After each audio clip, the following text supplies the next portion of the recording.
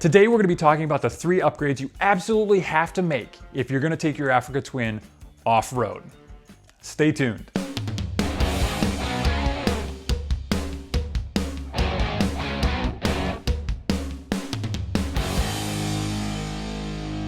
Hey, this is Chad with BeGoneForGood. We do videos all about adventure motorcycling, from the bikes we ride, the trips we take, the gear we use, tips, tricks, tutorials, anything under the sun when it comes to adventure motorcycling. You're gonna find it on this channel.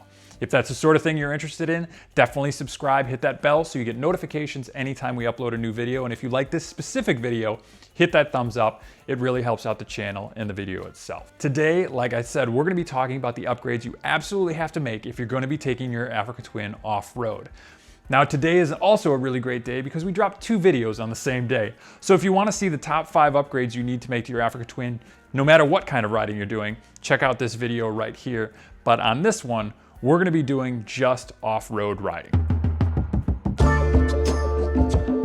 For our first upgrade to the Africa Twin, if you plan on going off-road, it's tires. Now the Africa Twin comes with a really nice set of street tires. They work perfectly well on the street. They'll do really well for any type of road riding that you plan on doing, touring, commuting, anything like that is gonna be fine on the stock tires. If you plan on getting into the dirt, the mud, the sand, anything a little bit more than probably gravel, you're gonna wanna put on a better tire. Personally, for me, I love the Motaz GPSs and the ADVs. The ADVs are a little bit more rugged, a little bit more off-road biased, whereas the GPS works for me because it's closer to a 70-30. It's a lot of road riding. I tend to put a lot of road miles on, and every now and again, need to be able to get some traction off-road. The GPSs from Motaz work perfectly for me, but ultimately, whatever you choose, just make sure you've got a little bit more capability off-road to keep that bike underneath you if you plan on traveling off-road with the AT. Next up, we're talking about handguards. I personally have the Barkbuster handguards. I think those are great. They come in a bunch of different styles, some that wrap kind of all the way around your hand, others that are just kind of a plate on the front to keep rocks and debris from hitting you. But the really important aspect is the steel bar that runs all the way around. Now they also have different ones that adjust specifically for the AT and some that are kind of universal mounts. Make sure you know exactly what you're getting. Again, I've left a link down below so you can get one specific for the AT. But once those are on there, you don't have to worry about snapping off levers or crushing your hand if you happen to hit a tree or a boulder on a fall. It just provides you a lot more security for your body and the bike to protect some of those more vital aspects of it. It is a must if you're going off-road because you never know when you're going to take a little spillover, and it doesn't take much to snap something in either your body or on the bike, and you don't want it to be some of those important things that actually get you to where you're going or could strand you out in the middle of nowhere. Barkbusters, for sure. Staying in the vein of protection, up next, if you're gonna be doing off-roading, my suggestion is crash bars and a bash plate. Now, crash bars, I would say, is more of an aesthetic thing depending on how high you're gonna be bringing them. The lower crash bars protect a lot of really vital engine parts. The bash plate, it absolutely 100% protects things that you need to have protected if you're gonna be heading off-road. Any log that you go over, any rock that you go over, anything that can punch up into the bottom of that casing could be a big, big problem for you if you have no plate under there, or even if you take the stock plate out, which isn't really meant to do a whole lot more than just look good. The crash bars do the same thing. You want to make sure that you're keeping stuff off of that really fragile engine casing that you've got on the bottom.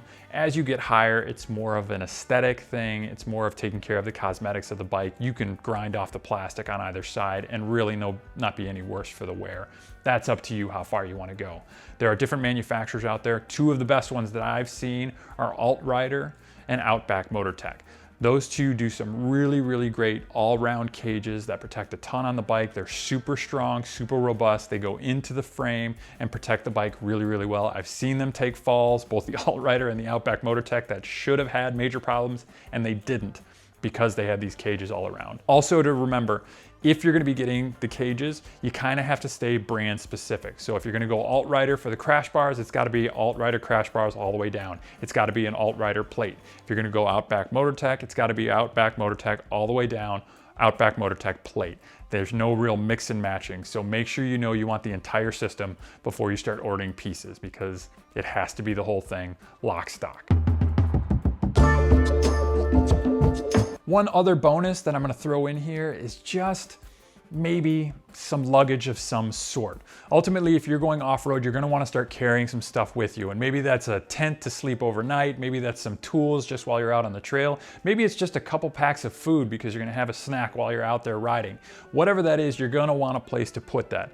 That could be as simple as a tank bag. It could be as complicated as full racks and panniers on the back, and can be just a horseshoe-shaped thing you throw over like the Reckless or some of the other items that are out there. But you're probably gonna want some luggage if you're going to be going off-road, just to have something with you. Maybe it's even just some extra gear, some rain gear, some warm gear, something like that. You're going to want a place to put that isn't a backpack on your back.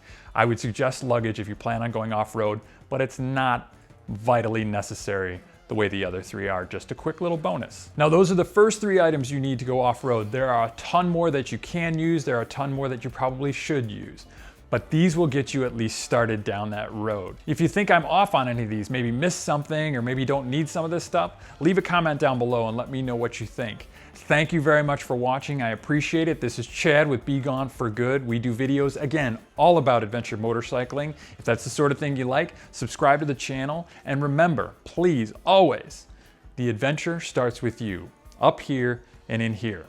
Stay safe out there.